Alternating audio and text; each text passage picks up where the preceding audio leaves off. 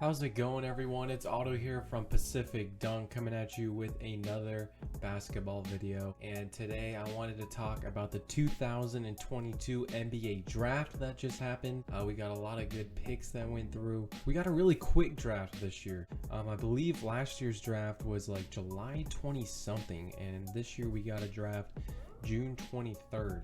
So a very quick draft. I barely even got any time to celebrate my Warriors winning the NBA Finals before I had to make scouting posts and stuff like that. So a very quick draft, but it was kind of awesome. So like any draft or any free agency or any trade, I wanted to post the winners and losers.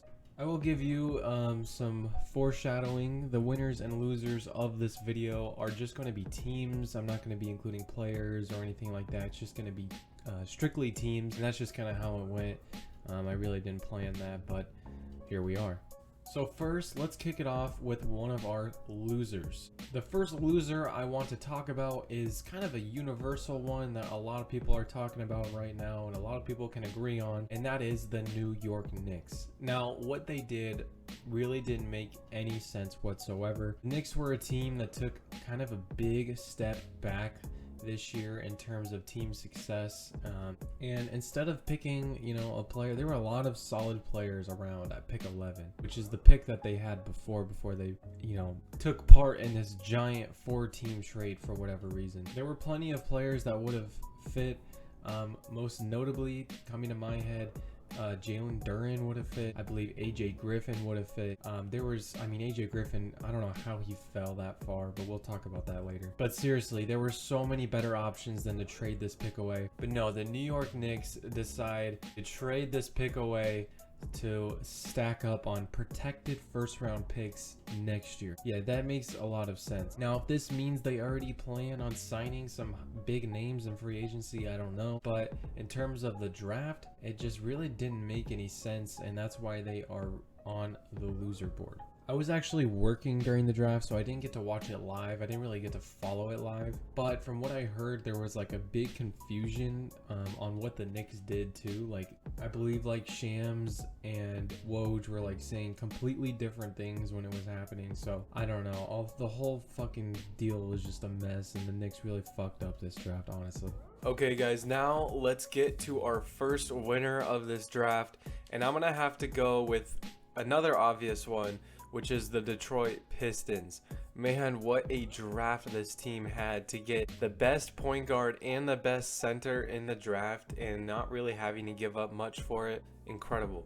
An incredible draft for them. I feel like we haven't really looked at the Pistons as winners of anything at all except the draft lottery last year, but honestly they have been doing really well recently, getting really good young players, and I'm really happy with what they got. If you guys follow my Instagram, I recently posted a post predicting who will have the best careers out of anyone in the draft, and I predicted Jaden Ivey to have the best career, and I stand by that because of the fit. Not only because of the fit, but because of the player. When you watch Jaden Ivey play, I get a lot of vibes of Ja Morant, but I feel like he's a little bit bulkier than Ja Morant. I feel like he's maybe got a little less of a tendency to maybe get injured. I know there's a lot of concerns about Ja Morant, the way he lands and the way that he does things, that he might get injured. I don't really see that with Jaden Ivey, and I hope I'm not jinxing him, but I'm just saying I think that he just has that kind of potential where he is just an athletic freak. He can finish like it's nobody's business. I mean, he's just a great basketball player, and I really think he'll be the best player to come out of this draft. Him playing alongside a playmaker like Cade Cunningham, I feel like it's going to be game over. That's going to be one of the best backcourts in basketball in like 2 years, bro. And then Jalen Duren is another safe pick. I mean, he's the best center in this draft. I feel like it's a lot closer with him and Mark Williams than people think, but at the same time, I do think he's a safe pick. He's very strong, he's huge, but he's just got a very good basketball frame where he can just bully people inside, and he gives me a lot of like Dwight Howard vibes of when he came into the league. Not saying he will be like Dwight Howard when he starts playing, but in terms of the frame, in terms of the play style, reminds me a lot of him, and I'm really happy with what they got in this draft. Next, we have the Portland Trailblazers. The Portland Trailblazers had pick number 7 in today's draft, and I feel like the number 7 pick, the number 8 pick, those are like kind of just the picks that can go either way. You can get a player like Steph Curry, who was drafted 7th overall, or you could just get a complete bum. And honestly, I don't like the pick here, not because I don't like Shane Sharp as a player, because I don't like the fit and the direction that the Blazers are going. Now, not to say Shane Sharp is going to be a horrible player, but here's the deal. Shane Sharp was easily the riskiest prospect in this draft. Easy. I mean, this is a player who hasn't played since high school. He took a year off. He didn't play a single game at Kentucky. You know, a little bit of an injury history. I mean, there's just a lot here. We haven't seen this guy play against big stakes competition. Not to say that that means anything, but it's just really risky. Now, the Blazers think that they can rebuild around Damian Lillard, which Damian Lillard is 31 years old. So if they were to do that, it's gonna kind of have to be a quick rebuild. So right now, I feel like with the way their team is going, it would have been a lot better to go with a safer, more NBA ready pick. I'm talking about a player like AJ Griffin. Yeah, I know I've said his name a lot in this video, but he factors into so many choices on this list.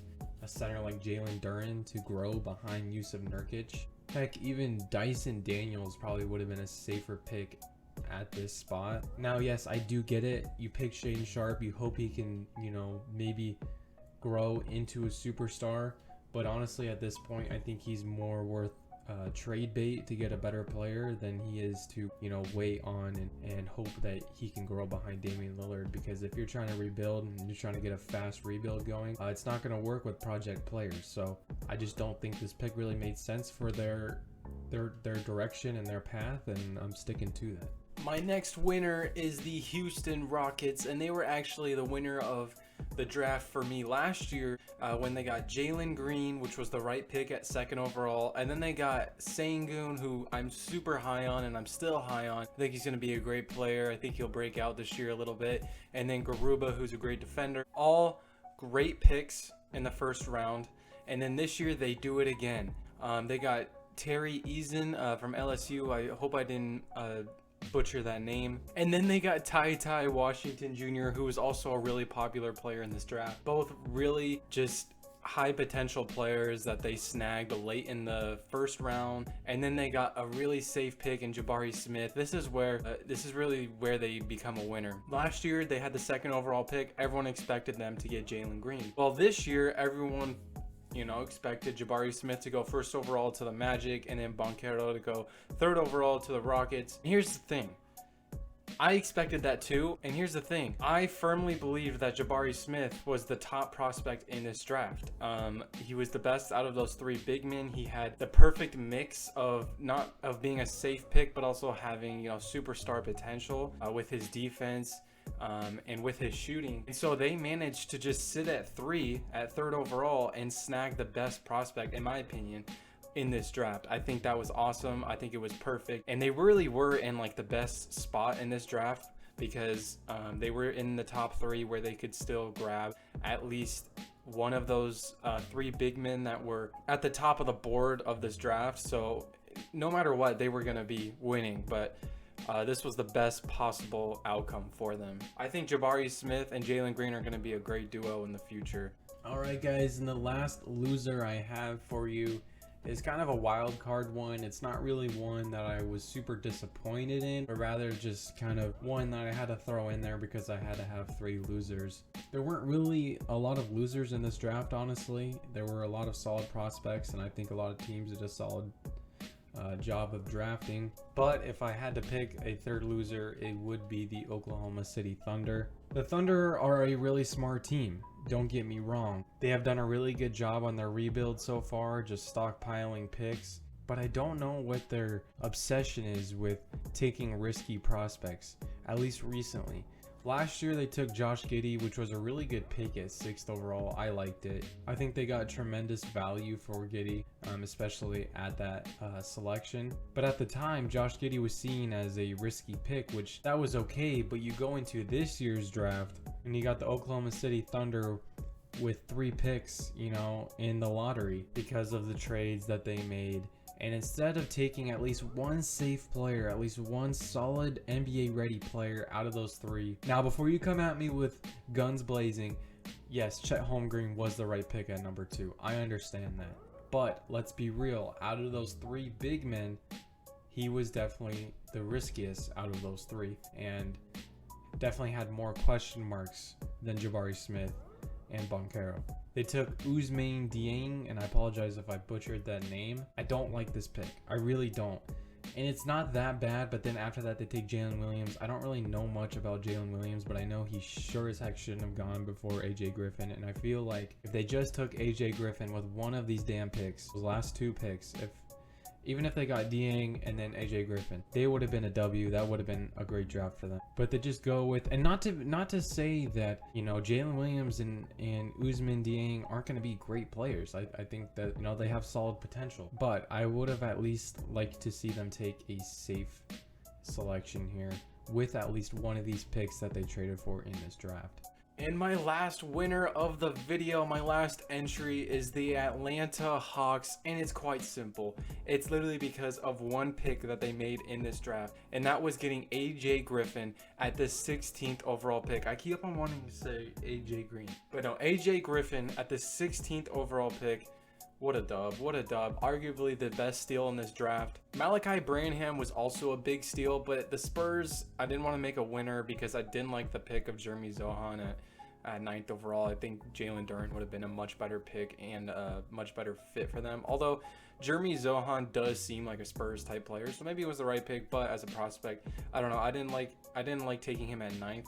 I think there were some better players available on the board. But no, the Hawks got arguably, I would say maybe a top 8, definitely a top 10, and sure as fucking everything, a lottery pick. AJ Griffin deserved to go in the lottery. I feel bad for him, but no, he didn't. He dropped down to 16th, and I get there's the injury history there. I get that there's this and that.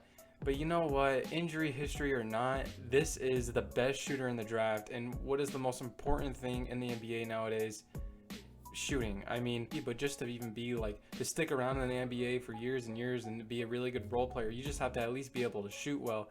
So when you pick AJ Griffin, sure, he might miss a couple games or so, but you know he's going to be there. He's going to be a reliable shooter. He's going to be a key piece on your team. And I think that all the defensive questions people have about him should just go out the window. He was on a Duke team that was just amazing on defense.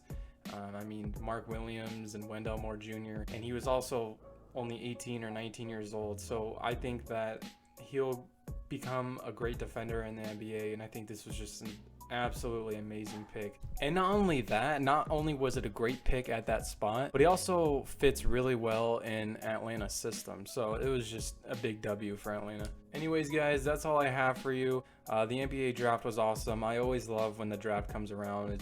It's just super cool to just gauge these players and to see where their careers go. If you liked today's video, make sure to like and subscribe if you like this type of content. I will see you guys in the next one. Peace.